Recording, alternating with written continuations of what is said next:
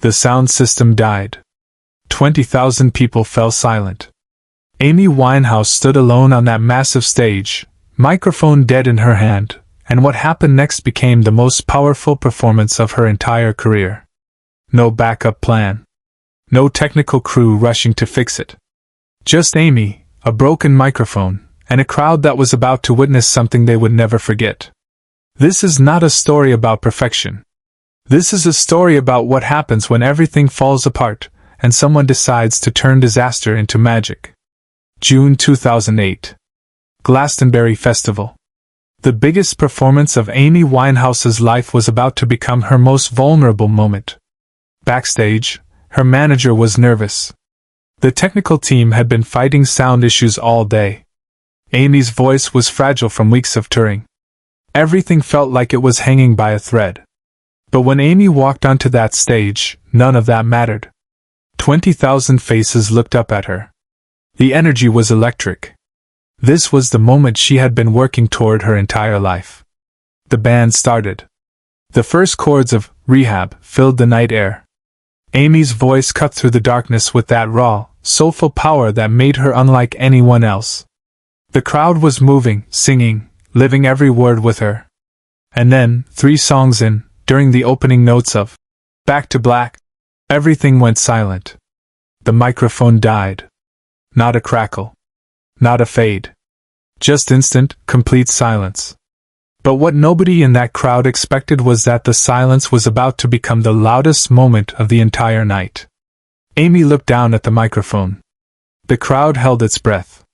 Technical crews scrambled backstage. Her band kept playing for a few seconds before realizing what had happened and gradually stopping. Most performers would have walked off. Would have waited for the crew to fix it. Would have apologized and asked for patience. Amy Winehouse did none of those things.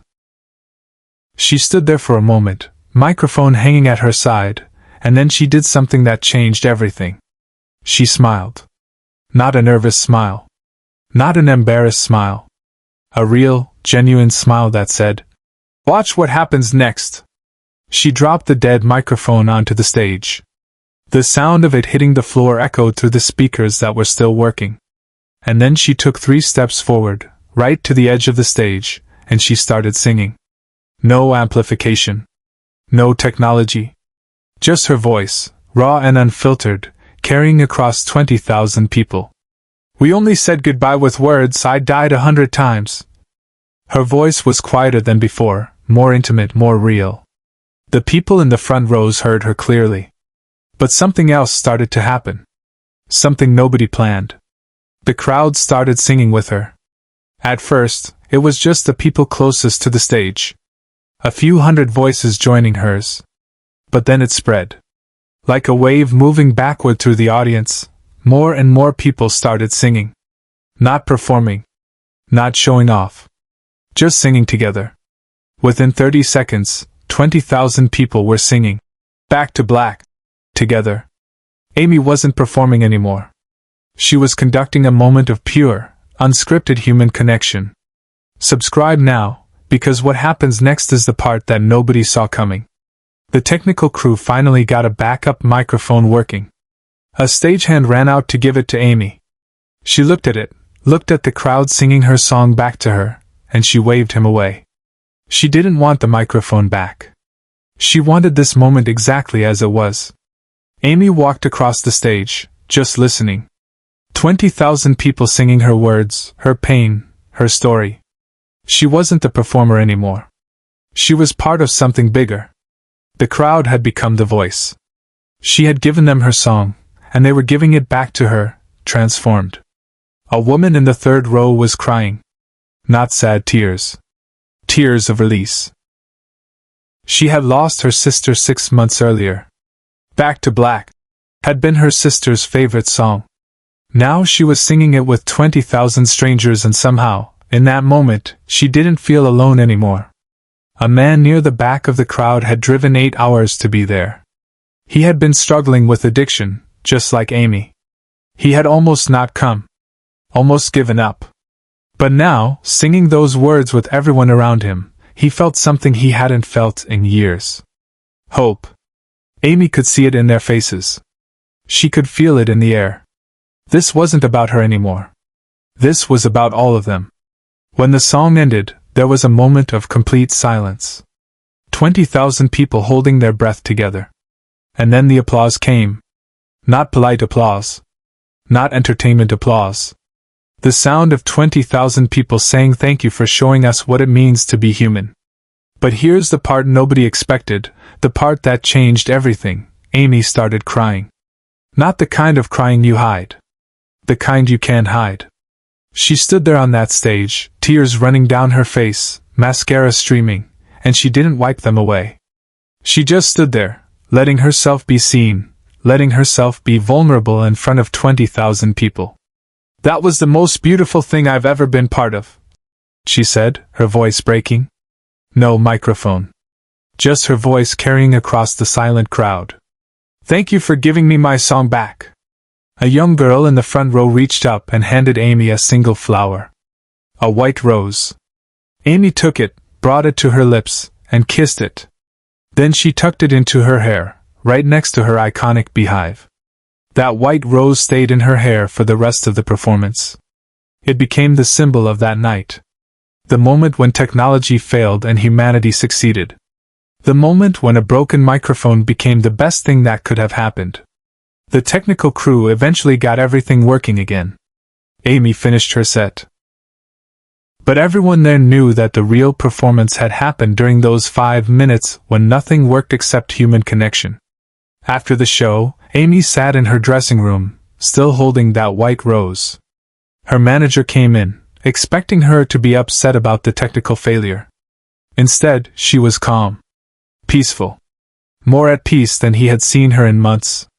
That's what it's supposed to feel like, she said quietly. Not performing. Connecting. That night changed how Amy approached every performance after that. She stopped trying to be perfect. She started trying to be present. She stopped hiding behind the microphone and started using her voice to build bridges.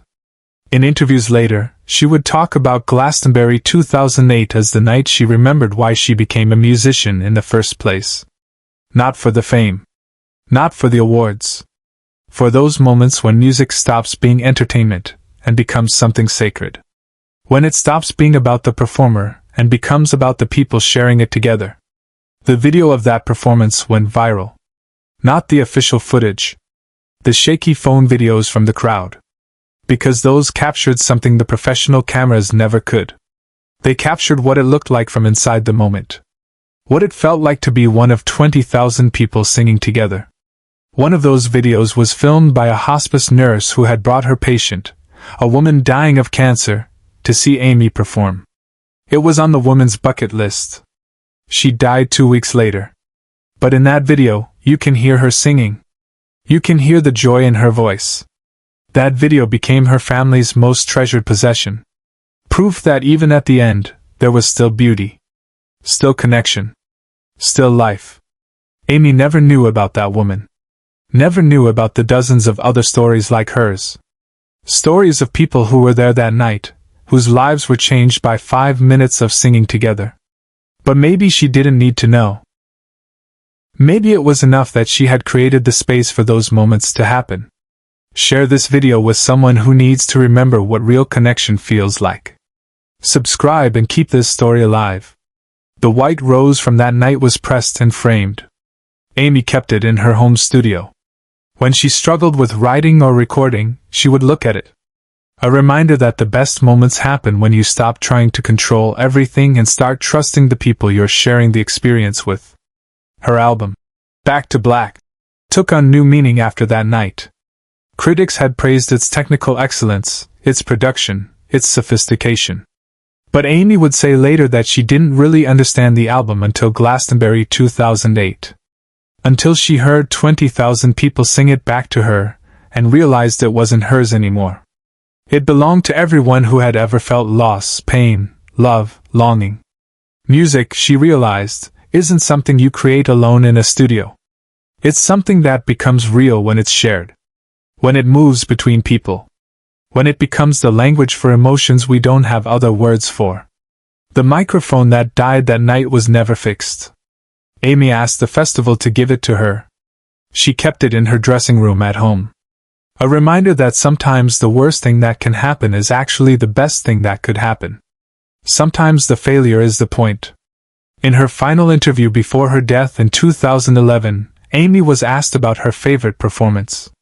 Without hesitation, she said Glastonbury 2008. Not because it was flawless. Because it was real. That night taught me that it's not about being heard, she said. It's about listening.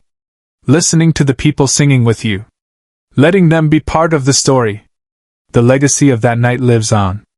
Not in official recordings or highlight reels, but in the memories of 20,000 people who were there. Who felt what it's like when music stops being performance and becomes communion. Who learned that the most powerful moments happen not when everything works perfectly, but when everything breaks down and we're left with nothing but each other. Amy Winehouse's voice was silenced far too soon. But that night at Glastonbury, she proved that her voice was never just hers. It lived in everyone who sang with her. Everyone who felt what she felt. Everyone who understood that being vulnerable isn't weakness. It's the only real strength we have. The microphone died that night. But the music never stopped. Because real music doesn't need amplification. It just needs people willing to share it. Years later, musicians would cite that Glastonbury performance as the reason they chose their careers. Not because of Amy's technical skill, though that was undeniable. But because she showed them what music could be when you strip away everything artificial. When you stop hiding behind production and effects, and just trust the raw power of human connection. A music teacher in London uses footage from that night in her classes. She shows her students the moment when Amy dropped the microphone. This, she tells them, is what courage looks like. Not perfection. Not control. Just the willingness to be present with whatever happens. The festival organizers later admitted they had considered cutting Amy's set short when the technical issues started. They thought it would be too risky to continue. But Amy's tour manager insisted they let her handle it. She's at her best, he said, when things go wrong. That's when she becomes most real. He was right. That night proved that the best performances aren't the ones that go according to plan. They're the ones where the plan falls apart and something more authentic takes its place. In the documentary about her life, Amy's father talked about receiving calls from people who had been at Glastonbury that night. Strangers who wanted him to know what that performance had meant to them. One man said it had saved his marriage. He and his wife had been on the verge of divorce, sitting on opposite sides of that crowd, when they found themselves singing together. Really hearing each other for the first time in years. Another woman wrote to say that she had been planning to end her life that week. But standing in that crowd, feeling 20,000 people connected through music, she realized she wasn't as alone as she thought. That moment gave her hope. Enough hope to reach out for help. Enough hope to stay. Amy never read those letters. By the time they started arriving, she was already gone. But her family keeps them. Hundreds of them. Stories of people whose lives were changed by 5 minutes of vulnerability and connection. The white rose she wore that night became symbolic. Fans started bringing white roses to her grave. Leaving them at memorials. Using them as profile pictures. Not as a symbol of mourning, but as a reminder of what she taught them. That beauty can emerge from broken things. That the most powerful moments come when we stop trying to be perfect and start trying to be real. Music venues around the world now have a tradition. When technical issues happen during a performance, instead of panicking, performers sometimes drop their microphones and let the audience carry the song. They call it doing an Amy. A tribute to the woman who proved that sometimes the best technology is no technology at all. Just voices and hearts connecting across space. 20,000 people singing together. One dead microphone. One white rose. And a moment that reminded everyone there what it means to be human. To struggle. To fail. To connect. To be seen. To be heard. Not through technology, but through each other. That's Amy Winehouse's real legacy. Not the awards. Not the album sales. But those 5 minutes when she showed us that the most powerful thing a performer can do is step back and let the audience become the music. The sound system died that night. But 20,000 people heard Amy Winehouse's voice more clearly than ever before. And that voice, carried by all those people, echoes still.